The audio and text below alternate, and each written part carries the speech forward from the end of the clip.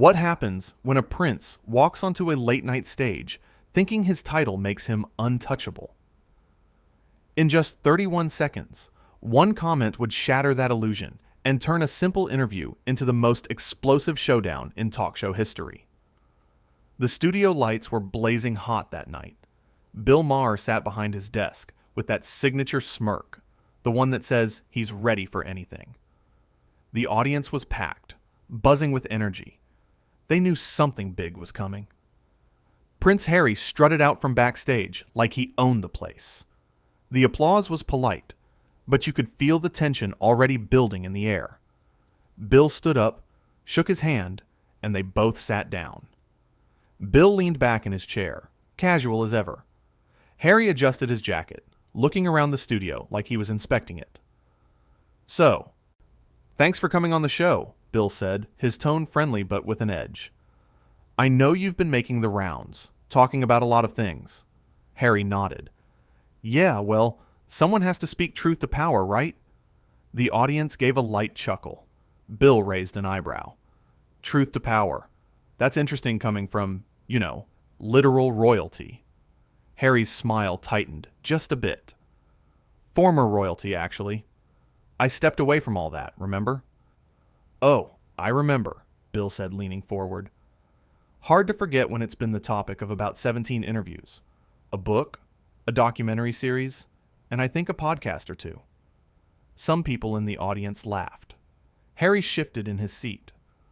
"Well, my story is important. People need to hear it." Sure, Bill said, waving his hand. "But let's talk about something else for a second. You've been pretty vocal about media intrusion, privacy, all that stuff. But then, you're also out here telling everyone every detail of your life. How does that work exactly?" Harry's jaw clenched. "It's about controlling my own narrative, telling my truth on my terms." "Your truth," Bill repeated, like he was tasting the words. See, that phrase always gets me. There's truth, and then there's your version of events. Those aren't always the same thing. The audience went quiet. You could feel the temperature in the room changing. Harry sat up straighter. "Are you suggesting I'm lying?" "I'm suggesting that maybe, just maybe, you're not the only person in your stories," Bill said. "Other people might remember things differently." Harry's face was starting to flush. "Other people weren't living my life. They don't know what I went through." "Right, but they were living their lives," Bill countered. "And you've talked about them pretty publicly. Your family, your brother, your father. They don't really get to tell their side, do they?" "They have the entire British press on their side," Harry shot back, his voice rising. "They have institutions protecting them. I had nothing." Bill tilted his head.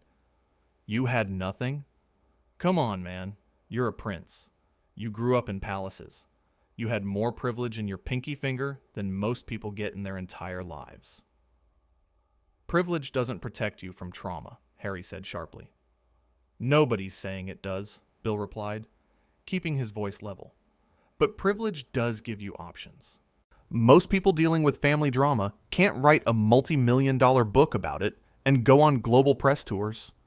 The audience started murmuring. Some were nodding. Harry looked like he was ready to jump out of his chair. "You're trivializing what I went through." "I'm really not," Bill said. "I'm just pointing out the irony. You want privacy, but you won't stop talking. You want people to leave you alone, but you keep putting yourself front and center." Harry stood up suddenly, pointing at Bill. "You don't get to sit there and judge me. You don't know anything about my life." Bill stayed seated, calm. "You're right. I don't. Because I wasn't there. But neither was your audience. They're just hearing your side." "My side is the truth," Harry yelled. The audience gasped. Bill just stared at him, waiting. The silence stretched out, uncomfortable and thick. "Here's the thing," Bill finally said, his voice quiet but firm. "You came on this show, I'm guessing, because you thought it would be friendly territory. Maybe you thought I'd just lob you softball questions and let you say your piece. But that's not what we do here. We have conversations. Real ones." Harry was breathing hard, his fists clenched. This isn't a conversation. This is an ambush. It's only an ambush if you can't defend your own positions, Bill said, shrugging. I'm asking you basic questions. If that feels like an attack, maybe you should think about why. Maybe you should think about why you're so obsessed with tearing people down, Harry snapped. Bill laughed, but it wasn't mean. It was almost sad. I'm not trying to tear you down. I'm trying to get you to see that you can't have it both ways. You can't cry about media attention and then court it constantly. You can't demand privacy and write tell-all books. It doesn't work like that. It works however I want it to work, Harry said, his voice dripping with entitlement. I'm the one who lived it. And there it is, Bill said, pointing at him. That right there. That attitude. That's what people have a problem with. You think because you're you, the normal rules don't apply. Harry's face went red. The normal rules? You want to talk about normal? Nothing about my life has ever been normal. I was born into a circus. I didn't ask for any of it. Nobody asks to be born into their circumstances, Bill said, but we all have to deal with them. And most people don't get to deal with them from mansions in California. The audience actually applauded at that. Harry looked around, stunned, like he couldn't believe people were clapping. Wow. Okay, so this is how it's going to be. This is how it always is here, Bill said. We don't do puff pieces. If you wanted someone to just agree with everything you say, you should have gone on a different show. Harry started pacing. You know what your problem is? You're stuck in this old way of thinking. You can't handle that people are evolving, that we're questioning institutions, that we're demanding better. I'm all for questioning institutions, Bill said, but you're not questioning institutions. You're complaining that one particular institution didn't treat you exactly how you wanted to be treated, even though you benefited from it your entire life. Benefited? Harry spun around. You call being trapped a benefit? You weren't trapped, Bill said, his patience clearly wearing thin. You could have left quietly any time, but you didn't want to leave quietly. You wanted to leave loudly, get paid for it, and still somehow be seen as a victim. Harry slammed his hand on the desk. The sound echoed through the studio. I am a victim of the press, of the system, of all of it. Bill stood up now, matching his energy. You're not a victim. You're a grown man who made choices. Some good, some bad, like everyone else. But you don't get to make those choices and then blame everyone else when they have consequences. You have no idea what you're talking about, Harry said, his voice shaking with anger. Then explain it to me, Bill challenged. Explain how someone with your resources, your platform, your opportunities is a victim. Make it make sense. Harry opened his mouth, closed it, opened it again. I don't have to explain anything to you. You kind of do, Bill said. You came on my show. You wanted to talk. So talk. But talk honestly. Stop hiding behind therapy speak and buzzwords. Just be real for 5 seconds. I am being real, Harry insisted. No, you're being defensive, Bill said. There's a difference. Harry looked at the audience, then back at Bill. You're impossible. I'm consistent, Bill corrected. I treat everyone the same way. I don't care if you're a prince or a plumber. If you say something that doesn't add up, I'm going to call it out. Well, maybe that's your problem, Harry said. Maybe you should care about who people are. Bill laughed out loud at that. Oh, so now you want special treatment because of your title. I thought you walked away from all that. I thought you were just Harry now. I am just Harry, he said, but his voice wavered. Then act like it, Bill shot back. Just Harry doesn't get to demand respect because of his last name. Just Harry has to earn it like everyone else. The audience was completely silent now. Every eye was glued to the stage. Harry looked lost, like he hadn't expected any of this. This is unbelievable. I came here to have a conversation, and you've done nothing but attack me. I've asked you questions, Bill said, spreading his hands.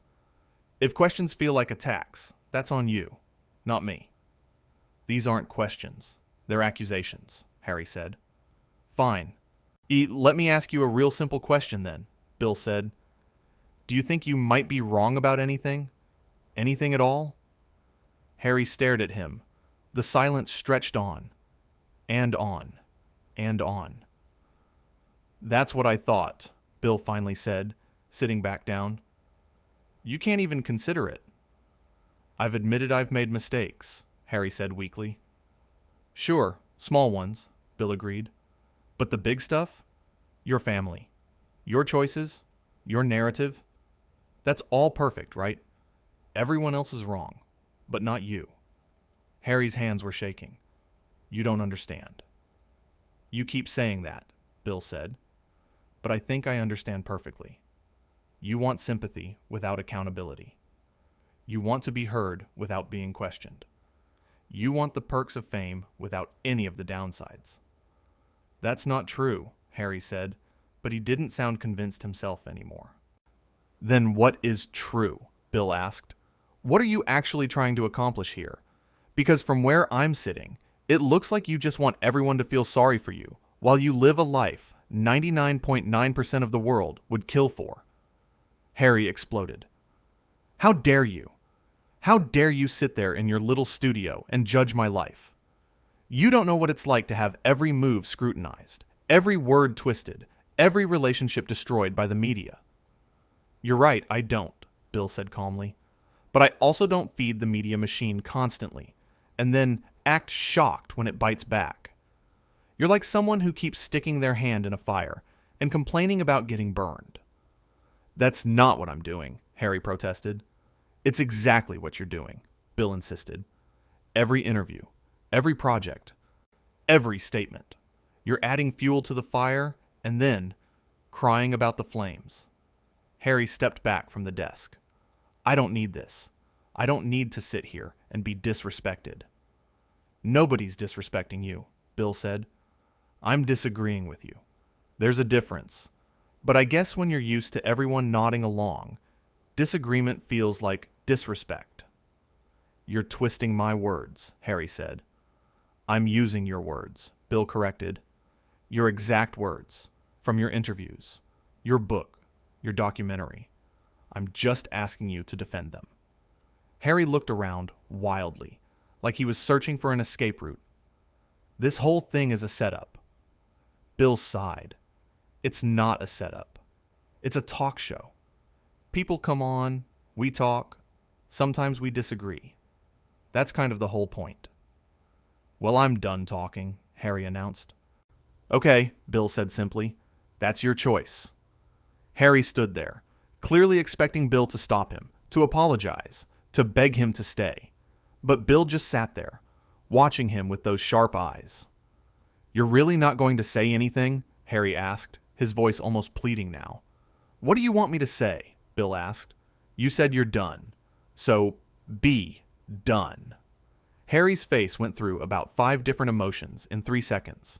Anger, confusion, hurt, pride, and finally, indignation. Fine, this show is a joke anyway. Maybe, Bill said with a shrug, but at least we're honest about what we are. Can you say the same? That did it. That was the final straw. Harry ripped off his microphone, the wire snapping as he yanked too hard. I'm leaving. Doors that way, Bill said, pointing. Harry started walking toward the exit. Jan then stopped and turned back. You know what? You're everything that's wrong with this world. Cynical, bitter, unable to accept that people can grow and change. And you're everything that's wrong with celebrity culture, Bill replied. Entitled, thin-skinned, convinced that your feelings matter more than facts. Harry's mouth dropped open. The audience was frozen. Nobody was breathing. You think you can talk to me like that? Harry said, his voice dangerous now. I just did, Bill said, and I'll keep doing it. Because that's my job. I talk to everyone like this. Presidents, actors, authors, and yes, even princes. Nobody gets a free pass. I didn't want a free pass, Harry said. I wanted respect. Respect is earned, Bill said. Not given because of who your grandmother was. The audience gasped. That one hit hard. Harry looked like he'd been slapped. My grandmother was an incredible woman. I'm sure she was, Bill said, but she's not here. You are, and you have to stand on your own merits, not her legacy. Harry shook his head slowly. I feel sorry for you. I really do. Living in this bubble where you think you know everything. I don't think I know everything, Bill said, but I know enough to spot someone who's more interested in being right than being honest. I've been nothing but honest, Harry insisted. You've been honest about how you feel, Bill granted. But feelings aren't facts. Your truth isn't the truth. It's just your perspective. And your perspective is shaped by a lifetime of privilege that you refuse to acknowledge. Harry laughed, but it was bitter. Privilege. That word again. You all love that word. Because it matters, Bill said. You can't understand the world if you don't understand your place in it. And your place has always been at the top. Even now, when you're supposedly struggling, you're doing it in luxury most people can't imagine. Money doesn't buy happiness, Harry said. No, but it buys options, Bill countered. And you've had more options than almost anyone on Earth. So forgive me if I don't cry too hard when you complain about how tough things are. Harry took a step toward the desk, his finger pointing again. You want to know what's tough? Having your mother die because of the paparazzi. Having your privacy invaded every single day. Having people you love turned into tabloid fodder. That's tough. Bill's expression softened. Just a fraction. I'm not minimizing your mother's death. That was a tragedy. But you don't honor her memory by using it as a shield every time someone challenges you. I'm not using it as a shield, Harry said, but his voice cracked. You kind of are, Bill said gently. And I get it. It's the ultimate conversation ender. Who's going to argue with someone who lost their mom that way? But that doesn't mean you get to hide behind it forever. Harry's eyes were wet now. You have no idea what you're talking about. Maybe not, Bill conceded, but I know that grief doesn't excuse everything. At some point, you have to move forward. You have to build something instead of just tearing things down. I am building something, Harry said. A new life. A better life. Are you, though? Bill asked. Because from the outside, it looks like you're just relitigating the past over and over. When was the last time you talked about something that wasn't your family drama? Harry opened his mouth, then closed it. He couldn't answer. That's the problem, Bill said. Your entire identity has become about being the wronged prince. But you're more than that. Or at least, you could be if you'd let yourself. Don't psychoanalyze me, Harry snapped. I'm not, Bill said. I'm just observing. You have this platform, this voice, these resources. You could do so much good, but instead, you're stuck in this loop of grievance and victimhood. I do plenty of good, Harry argued. I'm sure you do, Bill said, but nobody hears about it because all anyone hears about is your feuds and your feelings. Harry's shoulders slumped. For a second, he looked tired, really tired. What do you want from me?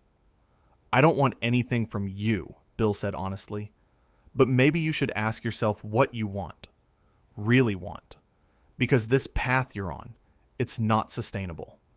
Eventually, people stop caring about your complaints. Eventually, the sympathy runs out. So, I should just shut up and take it? Harry asked. No, Bill said. You should pick your battles.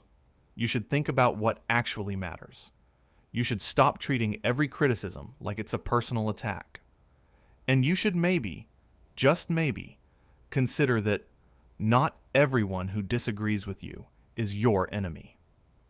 Harry stood there, swaying slightly. The fight seemed to drain out of him all at once. I can't do this anymore. Do what? Bill asked. This whole thing, this interview, this show, you. Harry waved his hand around. I'm done. Okay, Bill said again. Harry waited. Still, Bill said nothing else. Just sat there, calm as ever. "You're really just going to let me walk out?" Harry asked. "It's your choice," Bill said. "It's always been your choice. That's kind of been my whole point." Harry shook his head one last time. Unbelievable. And then he walked, not toward the guest exit, but straight through the studio, past the cameras, past the audience, heading for the main doors. His footsteps echoed in the sudden silence. Everyone watched him go. Bill sat at his desk, shuffling some papers like nothing unusual had just happened. Just before Harry reached the door, he turned back one last time. "You'll regret this." Bill looked up, met his eyes. "I doubt it." And that was it. Harry pushed through the doors and disappeared. The audience sat in shocked silence for about 5 seconds. Then someone started clapping. Then another person. Then another. Within moments, the entire studio was applauding. Not because they were happy Harry left, but because they'd just witnessed something real. Something unscripted. Something raw. Bill held up his hands, quieting them down. "Well," he said, looking into the camera. "That happened."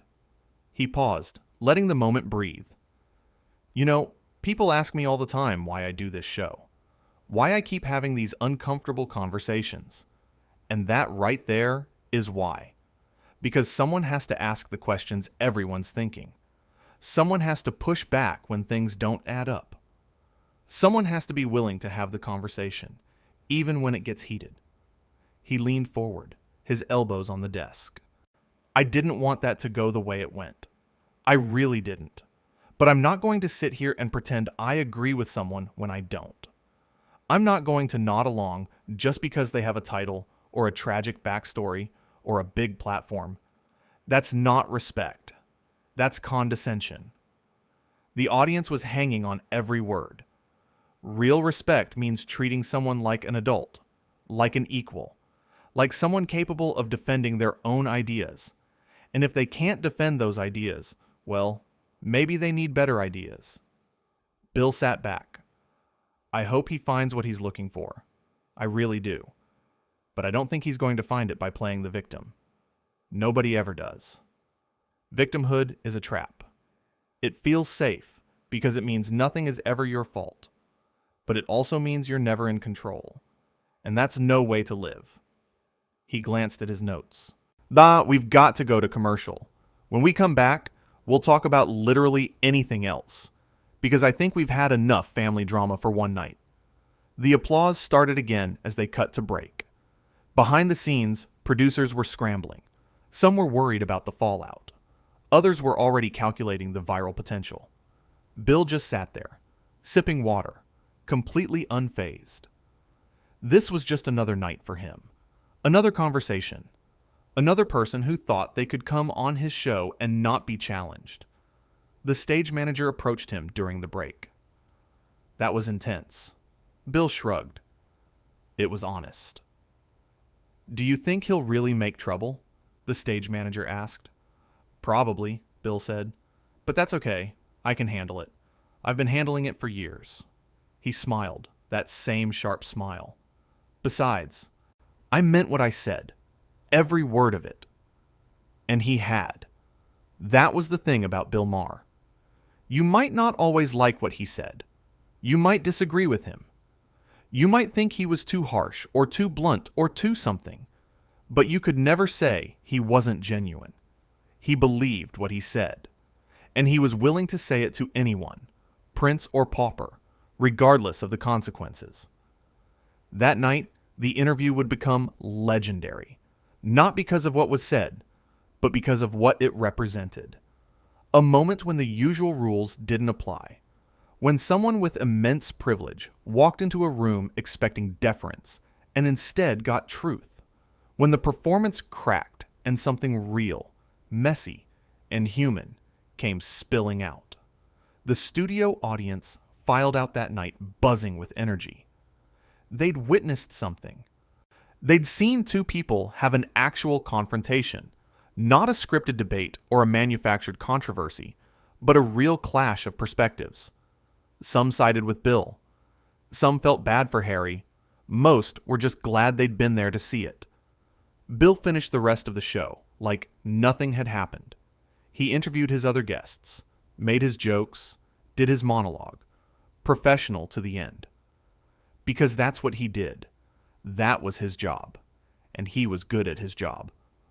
Later, sitting in his dressing room after the show wrapped, Bill looked at himself in the mirror. He didn't look triumphant or regretful. He just looked like himself. He'd done what he always did. Asked questions. Pushed back. Refused to let someone coast on their status. Whether that made him the good guy or the bad guy, he didn't really care. He'd sleep fine either way. Because at the end of the day, Bill Maher believed in one thing above all else. The truth. Or at least the pursuit of it.